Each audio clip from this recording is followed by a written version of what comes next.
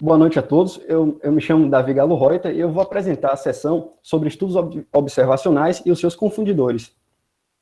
Os objetivos de hoje são entendimento do que são estudos observacionais, aprendizado sobre as principais medidas clássicas de epidemiologia usadas nos estudos observacionais, compreensão dos principais desenhos nesses estudos, análise dos principais tipos de vieses nesse tipo de estudo, e a análise de confundidores nesses estudos observacionais e aplicação das principais técnicas para lidar com esses confundidores. Mas, primeiramente, vamos ter uma definição, não é? O que são estudos observacionais? Estudos observacionais são estudos nos quais o investigador atua meramente como espectador de fenômenos ou fatos, sem, no entanto, realizar qualquer intervenção que possa interferir no curso natural de um desfecho. Ou seja, quando a gente fala de estudos observacionais, vamos pensar sempre no pesquisador com a postura mais passiva. Achei interessante a gente trazer esse paralelo. No semestre passado, quase que em todas as sessões, nós tratamos de ensaios clínicos randomizados, né? De pesquisa clínica. Então, vamos comparar rapidamente estudos observacionais e a pesquisa clínica. Estudos observacionais apresentam exposição e não exposição, que seria o equivalente no ensaio clínico a uma intervenção, ao eu expor paciente à intervenção, no caso do ensaio clínico. O estudo observacional, ele apresenta um pesquisador mais passivo diante disso, porque ele não tem o controle de tantas variáveis, de todas as variáveis, como o pesquisador de uma pesquisa clínica possui. Então, o pesquisador de uma pesquisa clínica, ele é mais ativo, ele tem controle sobre as variáveis. E uma ferramenta muito importante que a pesquisa clínica nos permite é a randomização. Já os estudos observacionais, eles têm uma natureza não randomizada, porque justamente o pesquisador desse tipo de estudo, ele não tem como alocar pessoas em grupos para decidir quem vai sofrer intervenção ou não, ele apenas observa quem foi exposto e avalia o desfecho. Pois bem, estudos observacionais, eles podem ser de dois tipos, eles podem ser descritivos ou podem ser analíticos. Então, a gente não... Os descritivos, como o nome sugere, eles visam, sobretudo, avaliar, descrever aquele contexto que está sendo observado. Então, eles avaliam a distribuição, eles avaliam características, como, por exemplo, ele avalia aquela exposição ou aquele desfecho de acordo com sexo, faixa etária, raça, enfim. Estudos descritivos pretendem responder perguntas como quem, onde e quando. Por outro lado, estudos analíticos, eles vão atuar com grupos diferentes. Então, eu posso ter um grupo controle e um grupo de exposição nos meus estudos analíticos. Eles vão viabilizar para nós inferência estatística, enquanto os descritivos nos permitem apenas calcular médias, distribuição. Além disso, analíticos nos permitem associações entre exposições e desfechos. E alguns desenhos mais robustos, alguns desenhos analíticos mais robustos, eles permitem que a gente trace as possíveis causas, relações causais. Para iniciar, uma base é necessária, então vamos retomar algumas medidas clássicas da epidemiologia. Primeiramente, ratio, ou razão, que trata do quociente entre duas quantidades. Note, o meu numerador, ele não faz parte do meu denominador. Então, é apenas um quociente que ele correlaciona, que ele avalia duas quantidades apenas, como, por exemplo, homens e mulheres que sofram de determinada doença, que tenham passado por determinada exposição. Outra medida é a proporção, que relaciona uma subentidade a uma entidade. Proporção relaciona um subgrupo a um grupo maior. Então, note, o meu numerador, ele está contido no meu denominador. Das proporções, a que mais chama a nossa atenção, que podemos lembrar logo, é a prevalência. Prevalência trata do número de indivíduos, divide o número de indivíduos pelo total de indivíduos sob risco daquele desfecho. Outra medida seria a taxa. A taxa nos permite verificar o quão frequente determinado evento é dentro de nossa população ou dentro de nossa amostra. O cálculo da taxa se dá dividindo o número de eventos no período pela população de risco e multiplica-se por um multiplicador. Esse multiplicador normalmente é 10 mil, 1.000, 100 mil e serve justamente para indicar o quão frequente aquele evento é. Outra ferramenta interessante nos estudos observacionais são as tabelas de contingência. Essas tabelas servem para representar dados de uma maneira visualmente plausível, no contexto dos estudos observacionais. Então, percebam, ela é composta por duas colunas e duas linhas. Nas colunas, temos o status de doença ou não doença.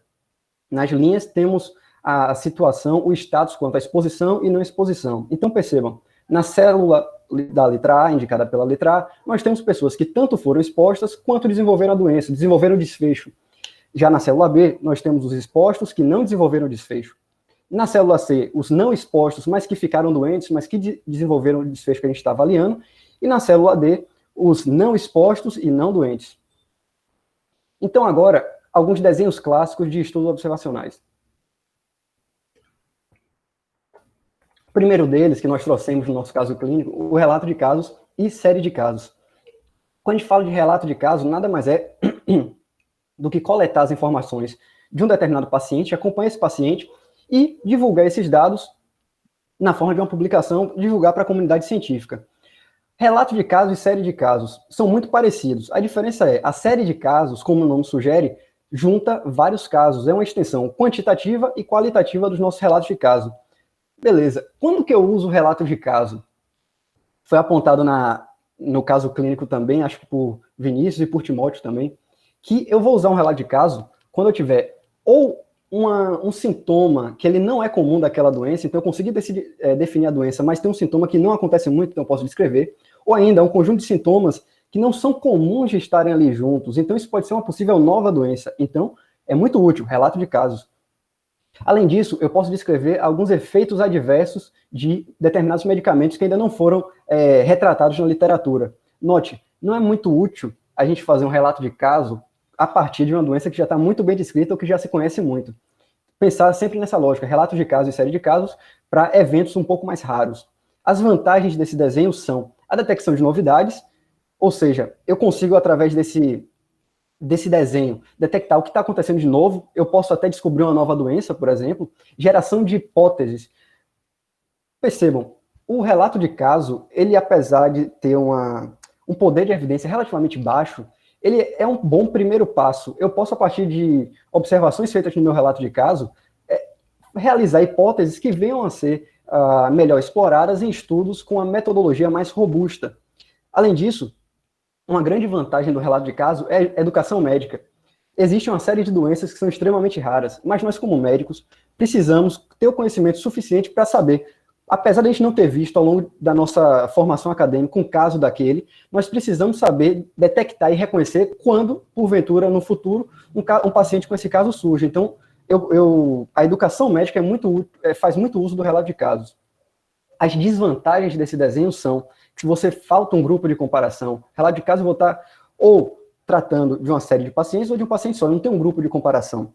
Além disso, ele é pouco útil na comprovação, porque, novamente, eu não tenho como comparar dois grupos para dizer que aquela exposição melhorou, piorou, enfim.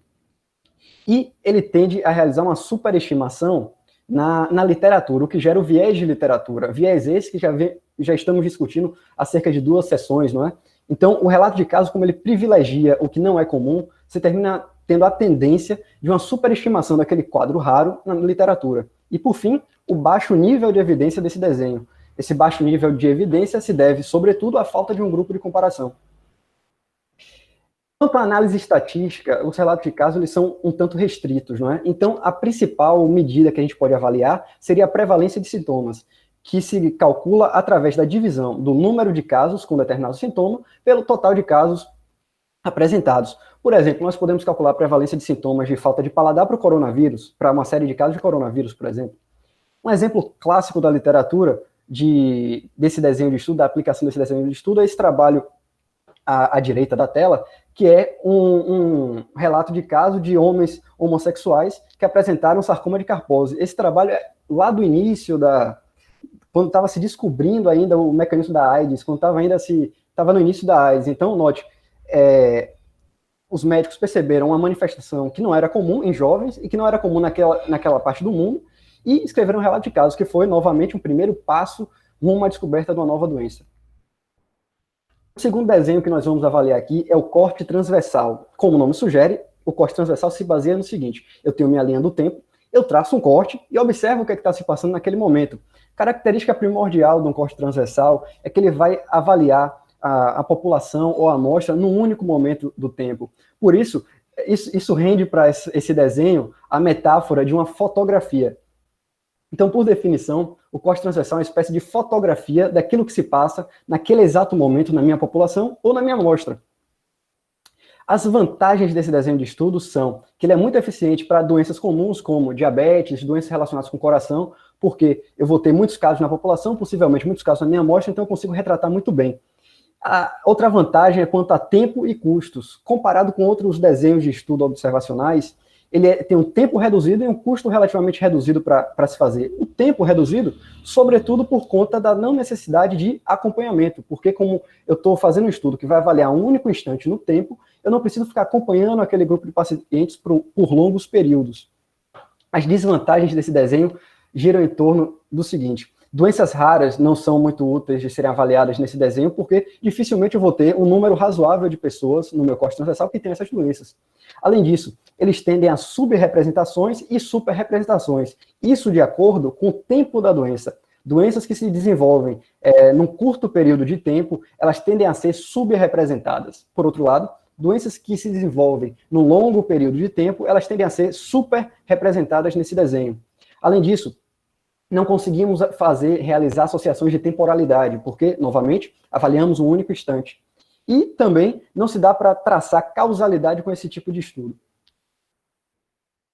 Aqui o diagrama mostra o esquema de como funcionaria um corte transversal. Então, percebam, você tem um momento presente, eu tiro uma fotografia daquela minha amostra, daquela população, e aí eu avalio dessas pessoas que têm o desfecho e das que não têm o desfecho, quem foi exposto ou não, entende? Mas ainda assim, o nível de causa eu não posso traçar.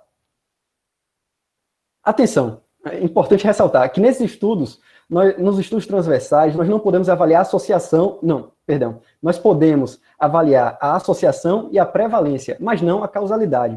Ou seja, eu posso determinar que uma exposição A está associada com o desfecho B, e também eu posso calcular a prevalência, que é aquele recorte naquele momento de tempo, e não a incidência, como foi relatado no caso clínico. Agora, análise estatística desse desenho de estudo. Quando a gente estiver falando de cortes transversais, vamos lembrar sempre da prevalência. A análise estatística dele vai girar muito em torno dessa prevalência. Então, o cálculo da prevalência se dá com o número de indivíduos doentes dividido pelo total de indivíduos sob risco. Podemos ainda relembrar a nossa tabela de contingência no post-it, na porção superior do slide. Então, vocês observam aí que a gente soma A mais C e divide pelo total, né, A e C, que seriam os doentes.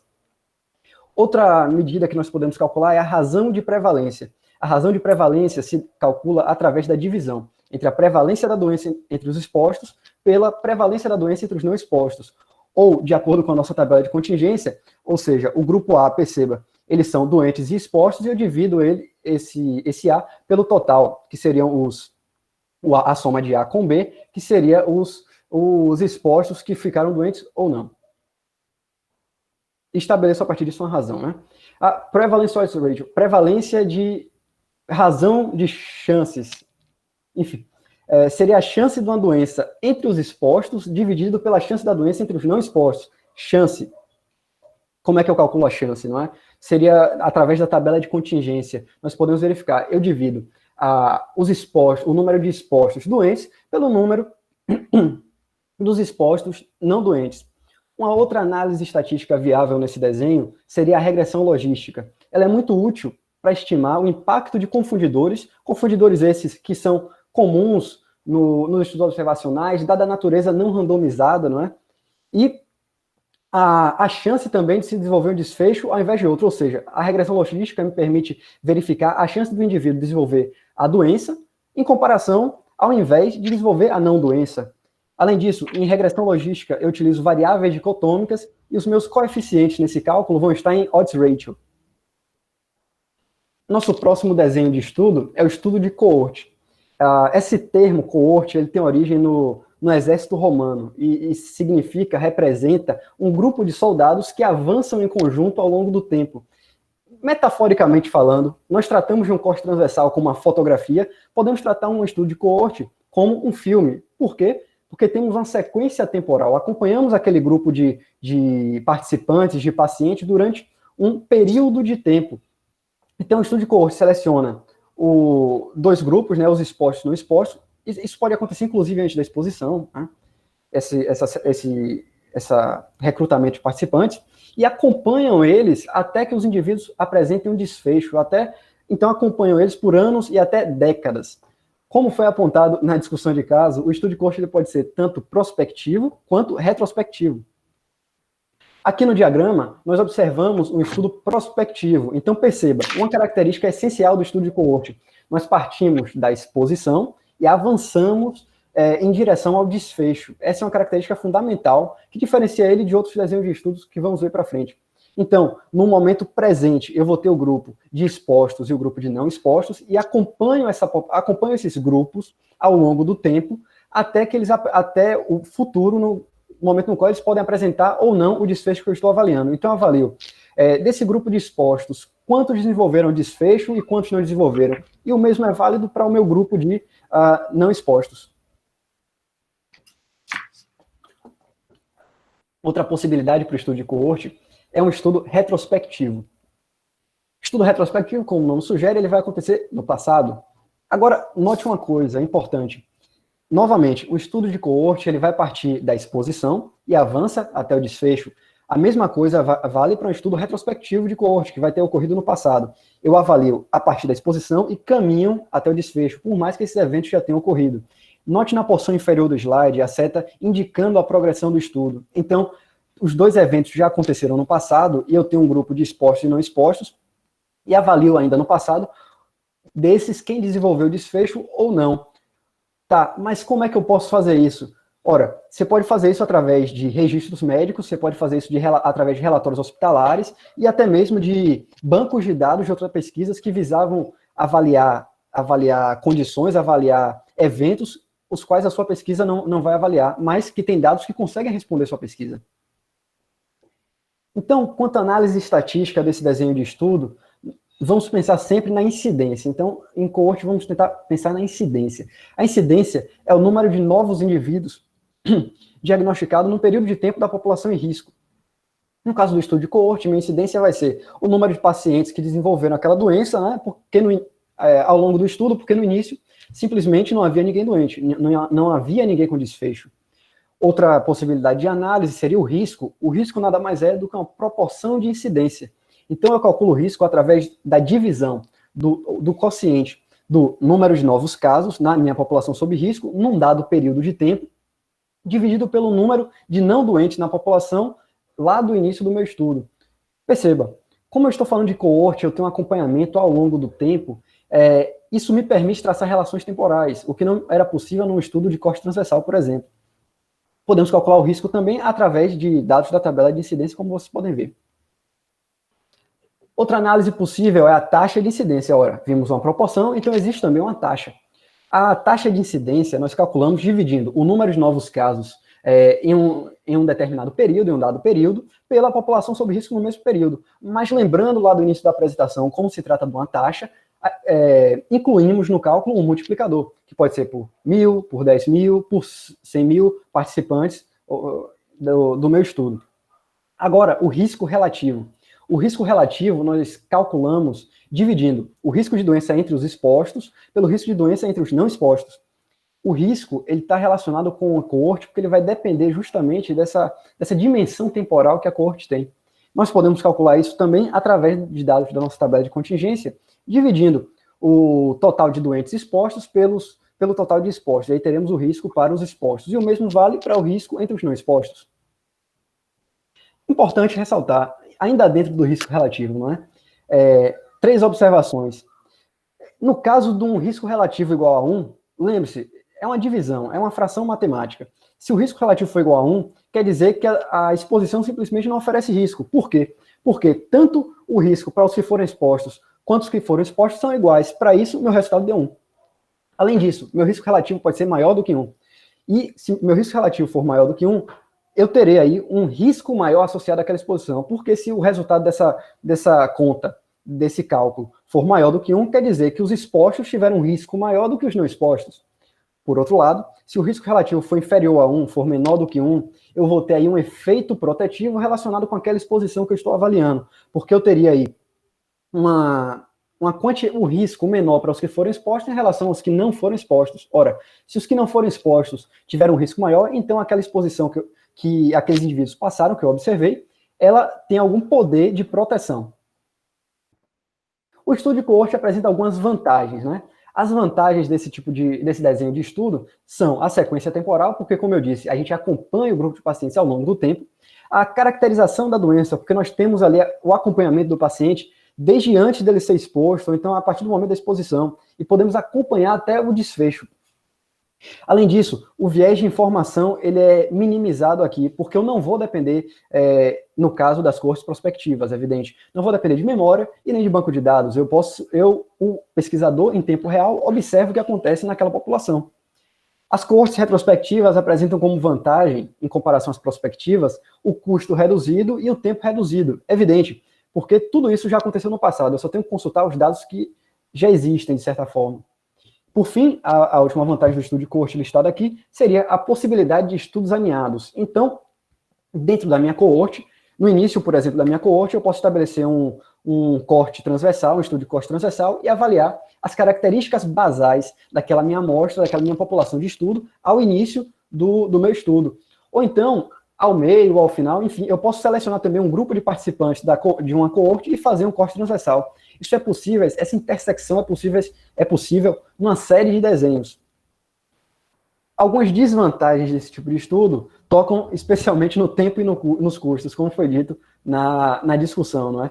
O estudo de coorte, ele é um estudo caro de se fazer, e ele é um estudo que demanda muito tempo. Estudos de coorte demoram de anos, alguns demoram até décadas a fio, e além disso, ele vai envolver uma logística muito importante, porque você tem que periodicamente estar coletando dados desses pacientes, então tem que ter uma equipe muito bem estruturada, um capital humano, digamos assim, de trabalho muito bem organizado para desenvolver um estudo desse. Outra desvantagem é a perda de acompanhamento, como foi dito também no caso. Lembre-se lá quando a gente estava avaliando os estudos randomizados, os ensaios clínicos, já aconteciam perda de acompanhamento. Imagina uma coorte que vai passar anos a fio acompanhando aquela população. Então, a perda de acompanhamento é uma desvantagem do estudo de coorte. E, por fim, ele vai ser pouco útil para desfechos raros. Por quê? Porque se na minha população aquele desfecho já é raro, imagine qual tamanho de amostra eu vou precisar para eu observar um desfecho que acontece muito pouco na população. Eu vou passar um tempo muito grande acompanhando a população para uma porção ínfima apresentar aquele desfecho que eu quero avaliar. Então, não é muito útil em desfechos raros. Agora, o próximo desenho de estudo, o caso controle.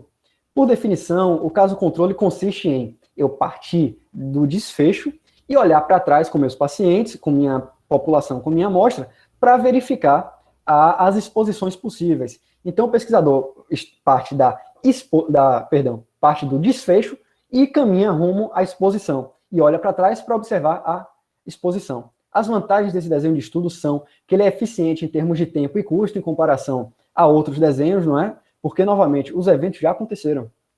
Além disso, ele é capaz de avaliar muitos fatores de risco através de um único estudo. Então, atenção, eu posso avaliar um único desfecho, mas eu posso avaliar uma série de fatores de risco que aconteceram no passado. Por que eu só posso avaliar um único desfecho? Porque, simplesmente, eu vou selecionar minha amostra a partir daquele desfecho. Outra vantagem, ele é muito útil para doenças raras e de longa latência. Porque doenças raras, imagina eu amostrar na minha população ali, é muito difícil encontrar doença rara, porque é uma porção ínfima que vai apresentar. Então, eu partindo já do desfecho, eu consigo ter acesso a essa doença rara muito mais facilmente. E, por fim, eles são muito úteis em surtos, que eu pego aquele grupo que está doente e avalio quais exposições eles tiveram. Perfeito?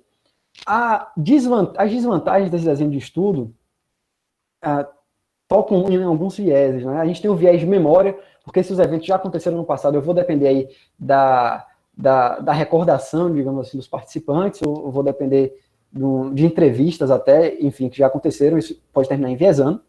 A definição de casos e controles ela tem que estar muito bem estabelecida, porque se ela não estiver estabelecida, você vai ter uma discrepância entre os grupos. Então, a definição de casos e controles é uma coisa relativamente difícil, porque você tem que estar muito bem delimitado. E, por fim, elas não são úteis em exposições raras. Atenção, não desfechos, mas exposições.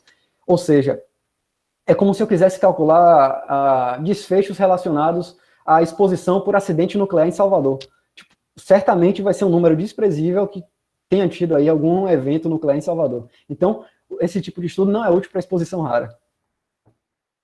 Aqui no diagrama, nós podemos observar a progressão de estudo de coorte, não é? Como é que ele se dá? Então, a gente parte dos casos, a gente seleciona no presente os casos e os controles, e a gente olha para trás, note, na porção inferior do slide, a seta indicando o sentido do estudo. Então, a gente parte do presente e o estudo avança, digamos assim, em sentido ao passado, para avaliar, beleza, desses casos que eu tenho aqui, quantos foram expostos e quantos não foram expostos ao elemento que eu estou investigando, ao fator de risco que eu estou investigando, e desses controles, quantos foram expostos e não expostos.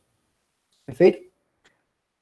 A análise estatística desse tipo de estudo, nós podemos citar aqui uma das principais, seria o odds ratio de exposição, que a gente calcula através da divisão do odds de exposição entre os doentes, dividindo pelo odds de exposição entre os não doentes. O odds, através do auxílio aí, novamente da nossa tabela de contingência, nós podemos calcular com a divisão. No caso, por exemplo, dos doentes, né? Nós dividimos o número de expostos doentes pelo número de doentes não expostos. Mas é importante ressaltar uma coisa. O resultado desse cálculo vai permitir afirmar quantas vezes mais chances os indivíduos expostos, os indivíduos de um grupo, têm de serem casos em comparação àqueles que não foram expostos, como os controles. Agora é um momento que nós separamos aqui e gostaríamos da opinião do senhor, professor, que seria sobre essa questão de qual a relação, não é, entre risco relativo com incidência, que a gente observa na literatura que você aplica risco relativo quando você tem ali, quando você está trabalhando com medidas de incidência. E, além disso, por que o odds poderia ser usado com dados de incidência e prevalência? Se o senhor quiser comentar alguma coisa, fique à vontade. Quando você concluir, eu comento alguma coisa. Não, é que, veja bem, esse é o momento que a gente separou aqui para tentar interagir um pouco com o senhor. O senhor tem alguma opinião que gosta de compartilhar agora? Ok. Quando você tem um estudo de caso controle, você não tem outra opção de medida de associação. Não é verdade? Somente se você tiver... A gente pode até começar um pouco o seguinte. Quer dizer, quando você falou de casos prevalentes, né? Porque você pode ter um estudo de caso controle alinhado ao estudo de coorte, que a gente... talvez não seja o foco dessa conversa nossa agora, né? Que os estudos de caso controle alinhados, você tem os esportes, né? Que são os estudos de caso controle cidade, né? Como ele está dentro de uma coorte, você tem possibilidade realmente de você fazer uma estimativa de incidência, mas de modo geral, não. Bom, aí você fala odds ratio e risco relativo. Depois, com esse exemplo que você deu, em primeiro lugar, eu queria parabenizar você pela apresentação. Achei a sua apresentação muito boa. Você depois usa esses dados seus e você vai ver o seguinte: se você faz as odds é plural, e a gente fala chances também no plural. Está correto o que está falando.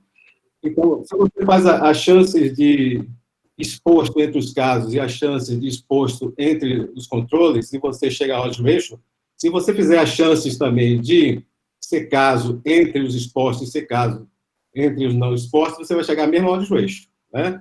Apenas uma questão mais conceitual, mas em qualquer direção você vai chegar a mesma odds ratio, então, né? Sem ir naquela coisa, porque, de modo geral, se ensina, ou pelo menos os estudantes usam o mesmo produto cruzado, mas não tem uma visão do que é que seja odds ratio, né? Então, parte até da gente entender, primeiro, o que são chances, né? Em inglês, odds, né? Que é uma relação entre uma proporção e o seu complemento. Então, se você tem ou um percentual e o seu complemento. Se o percentual for 20%, o complemento é 80%. Então, a chance é 2/8. Bom, aí você pergunta o seguinte: odds ratio é uma medida aproximada de risco relativo? Ela será uma medida aproximada de risco relativo se for estudo de prevalência, se a prevalência for baixa, né? Então, você vai encontrar próximo. Porque a odd ratio sempre é uma estimativa que lhe dá uma dimensão maior da associação. E essa dimensão vai ser maior ainda quanto mais frequente for o evento. Então, se for um estudo de prevalência, se a prevalência for baixa. Se for um estudo de incidência, se ela for baixa na população, então odd ratio e risco relativo são similares. Nos estudos que a gente tem populações clínicas, geralmente a gente está lidando com eventos odd ratio se distancia de risco relativo. Isso é dado para os leitores de revistas, porque muitas vezes o odd ratio, por exemplo, a odd ratio é de 3, aí relata que o maior do grupo exposto que é não exposto, quando, na verdade, essa odd ratio ser vista como uma medida próxima a uma razão de prevalência ou próximo a uma razão de risco, né? Não sei se eram esses comentários que você queria que fizesse nesse ponto, eu deixaria outros comentários, então, para depois, né? Muito bom, professor. Isso responde, Galo? Sim, contemplado perfeitamente. Na sua dúvida, ou você... Não, perfeitamente. Muito obrigado. Agora a gente vai avançar mais um pouco aqui, que a gente vai tratar de viés, e terão outros momentos que contamos aí com a participação do senhor. Por favor. Agora, então, falamos aí do odds ratio e risco relativo, né, com um comentário muito bom do professor. Agora nós vamos avaliar vieses, não é? Como disse lá no início, lembre-se, o estudo observacional ele tem uma natureza não randomizada. Então, dois grupos de vieses podem acontecer. Vieses de seleção, que são os vieses decorrentes da seleção dos participantes, né, relacionados com a seleção dos participantes por conta da natureza não randomizada. E o segundo grupo são os vieses de informação, que ocorrem justamente ali na coleta de dados. São vieses relacionados com uma coleta de dados. Primeiramente, vieses de seleção. Temos 6 aqui principais, não é? Que são o viés de atrito, que seriam os participantes que saem, diferem daqueles que permanecem. Por exemplo, eu estou avaliando um estudo e eu tenho um grupo de participantes que começa a abandonar esse estudo, só que eles têm uma característica comum e terminam deixando nos pacientes que permanecem uma característica que termina desbalanceando meus grupos, por exemplo, de controle e de exposto e não exposto, por exemplo, entende? Então eu termino tendo um desbalanço por conta da saída de participantes. Além disso, eu tenho o viés de admissão. Esse viés trata mais da admissão hospitalar. Alguns quadros têm uma tendência maior de serem internados, algumas situações, alguns desfechos têm uma tendência maior a serem internados em comparação a outros. E isso termina enviesando o meu estudo. Outra possibilidade é o viés de voluntário. Quando o meu estudo conta com amostra voluntária. Mas, qual que é o problema de eu ter amostra voluntária? O problema é que esses voluntários eles tendem a ser tanto mais saudáveis quanto menos expostos a risco. Então, termina enviesando meus resultados, termina enviesando meu estudo. Outro viés de seleção é o viés de não resposta. Ele vai ocorrer basicamente quando as pessoas que não respondem à minha pesquisa, não respondem ao meu estudo, eles diferem muito das pessoas que respondem. Pode acontecer, por exemplo, numa pesquisa que vai usar pesquisa a domicílio, por exemplo, e daí as pessoas que não respondem guardam uma característica comum em relação às que respondem. Outro viés de seleção seria o viés de sobrevivente. Esse viés vai tratar justamente de doenças que tenham ou um curto período de recuperação ou um curto período até a morte. E, por fim, o viés de publicação, que já foi explorado, não é, nas duas últimas sessões, ao longo das duas últimas sessões, que ele trata justamente de uma tendência das publicações. Eu posso ter publicações que eles tendam a determinados resultados, como eu comentei lá acima, uma super representação do que é raro, no caso de relato de caso. Os vieses de informação, né? Temos listados aqui 6. O viés de memória é um deles, que ocorre quando a gente tem o fato de que pessoas doentes, pessoas afetadas pelo desfecho, eles são mais propensos a se lembrarem da exposição. Por exemplo, mulheres que têm como desfecho determinados tipos de cânceres, elas têm maior probabilidade, têm maior propensão a se recordarem de tratamentos, por exemplo, com anticoncepcionais. Outro viés de informação é o viés de entrevistador, que acontece quando eu tenho um entrevistador, aquela pessoa que coleta os dados, consciente da situação, da condição do participante. Ou seja, se o meu entrevistador está coletando dados de uma pessoa com câncer, por exemplo, ele pode terminar tendo muito mais cuidado, muito mais paciência em explicar a situação, descrever com muito mais detalhe do que ele faria para uma pessoa que não apresenta o desfecho. Outro viés de informação é o viés de classificação, que acontece quando eu tenho um diagnóstico incorreto de casos de controle. Lembrem quando eu falei lá do estudo de caso-controle, que uma desvantagem é que você precisa ter esses critérios diagnósticos muito bem amarrados, senão você termina enviesando ali o seu estudo. Outro viés de informação é o viés de performance, que vai se relacionar com cuidados diferentes. Por exemplo, eu estou avaliando intervenção cirúrgica, eu tenho um paciente A, que ele tem maior habilidade naquela prática, e um cirurgião A que tem maior habilidade, e um cirurgião B que tem uma habilidade menor. Isso termina, evidente, enviesando minha amostra. Ou então, se eu tiver níveis de cuidado diferentes, se o paciente for mais bem cuidado porque está no hospital relativamente melhor, e o outro for menos. Isso enviesa.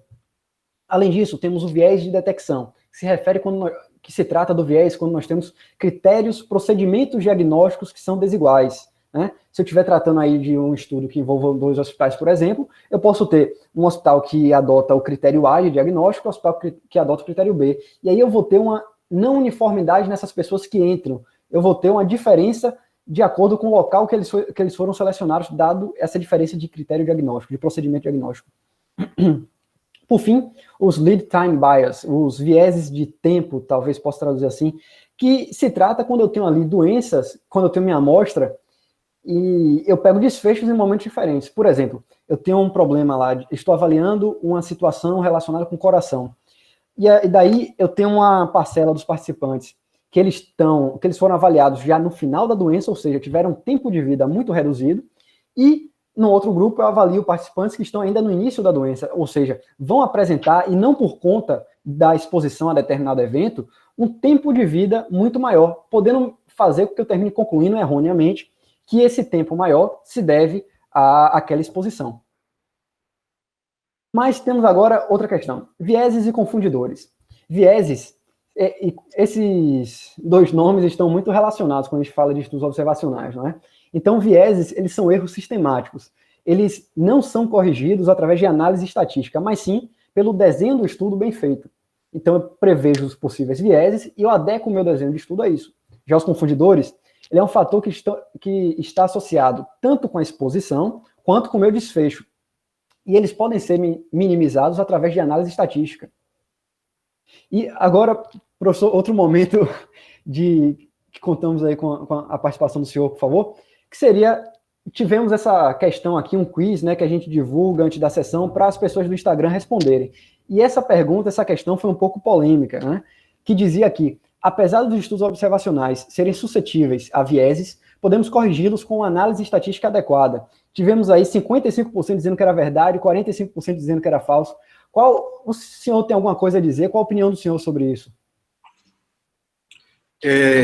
Bom, como você colocou aqui, normalmente a gente separa confundimento de vieses, mas ambos são vieses, né? A diferença do viés que você colocou de uma forma didática ali, de informação, de seleção, basicamente, esses vieses, eles vão lidar com o desenho do estudo, quando você desenha o estudo, e você reduz essa possibilidade de ocorrência de vieses, né? Durante o acompanhamento dos pacientes, quando você reduz a perda de acompanhamento, né? Então você não vai deixar isso para análise, porque a análise de dados não vai resolver esse problema, né? De modo geral. E deixa isso para o leitor.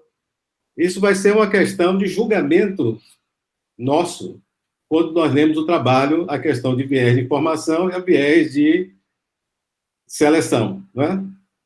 Uhum. Nós podemos fazer algumas análises para ter alguma ideia, se fosse dessa forma. Por exemplo, se você perde indivíduos de acompanhamento, né, e você criou um viés para perda de acompanhamento, você pode verificar o que ocorreria num cenário pior. Vamos imaginar que todos os indivíduos perdidos desse grupo, exposto ou não exposto, todos eles morressem. O que aconteceria com essa medida de associação, ela seria totalmente anulada para a hipótese nula, desapareceria, ou você continuaria mesmo você presumindo o pior cenário, ainda você continuaria vendo essa associação, né? Mas através de análise de dados, dos dados que você não tem como fazer uma correção desses vieses, diferente do confundimento, né? O confundimento, não sei se você vai falar mais adiante, então eu não colocaria, que você tem várias formas, ou desde o desenho, né? Desde o desenho, depois na análise de dados, na análise de desenho, por exemplo, quando você faz pareamento, você tem que levar em consideração que você pareou no desenho, mas você, quando faz análise, você tem que levar em consideração que a análise teve pareamento. Então, por exemplo, se você faz uma estimativa de odds ratio, você vai ter que levar em consideração que o estudo foi estudo pareado. Então, confundimento tem a ver com o desenho. Quando você faz... Vocês estão falando de ensaio, vocês estão falando de estudos observacionais, mas quando você faz um ensaio clínico randomizado, você está reduzindo confundidores, né? Já que todas as características tendo uma mesma probabilidade de ir para um grupo ou para o outro. Se o estudo for grande, se o estudo for pequeno, você pode ter grandes desproporções entre o grupo teste, o grupo ou de comparação, o grupo placebo, mas se o estudo for grande, a randomização é a forma ideal, né, que você pode, inclusive, parear por variáveis desconhecidas, né, já que você está dando probabilidade similar. Então, respondendo sua pergunta ali, apesar dos estudos profissionais serem suscetíveis a viés, podemos corrigi-los em uma análise estatística adequada. Vieses não, mas confundidores, sim. Perfeito. Muito obrigado, professor. E agora... Pois bem, confundidores, não é? Confundidores, eles se relacionam, a gente já deu algumas definições nos slides anteriores, eles se relacionam, tanto a característica primordial deles é que eles vão se relacionar com a exposição e com o desfecho, simultaneamente. A título de exemplo, eu trouxe aqui o café e o risco de infarto. Vamos lá. O cigarro, nesse contexto, atuaria como um confundidor. Por quê? Porque o cigarro tanto eleva o consumo de café, quanto eleva o risco de infarto. Então, note esse contexto que o confundidor tem de atuar simultaneamente na exposição e no meu desfecho que eu estou avaliando. Agora, tá, existem confundidores em estudos observacionais, maravilha, mas como é que a gente pode controlar isso? Existem algumas técnicas, né? Podemos realizar alguns procedimentos. Listei aqui os quatro principais, talvez, que seria a restrição, ou seja, eu atribuo um critério de restrição mais rigoroso, mais rígido. Se, por exemplo, o cigarro é um confundidor do meu estudo, eu boto como critério de inclusão, como critério de exclusão, participantes fumantes. Eu posso retirar do meu estudo pessoas que fumam, não aceitar a entrada de fumantes no meu estudo. Além disso, eu tenho um matching que garantiria uma distribuição equitativa, uma distribuição igual, proporcional, digamos assim, entre casos e controles, ou seja, eu distribuo de uma maneira melhor aquele meu confundidor entre os meus grupos. Além disso, eu tenho uma estratificação. A estratificação, eu listo esses confundidores, né, e eu relaciono com categorias diferenciadas para análises entre elas. Então, eu estratifico para analisar e termino meio que isolando aquele confundidor. Por fim, a modelagem estatística seria através de uma análise de regressão, como foi dito anteriormente, né? Os confundidores, eles são passíveis de um controle através de análise de regressão. Mas é evidente, um bom desenho de estudo também é muito importante para controlar os confundidores. Essas são as referências que eu utilizei, e agora nós partimos rapidamente para capacitação em leitura de artigo de Thaís.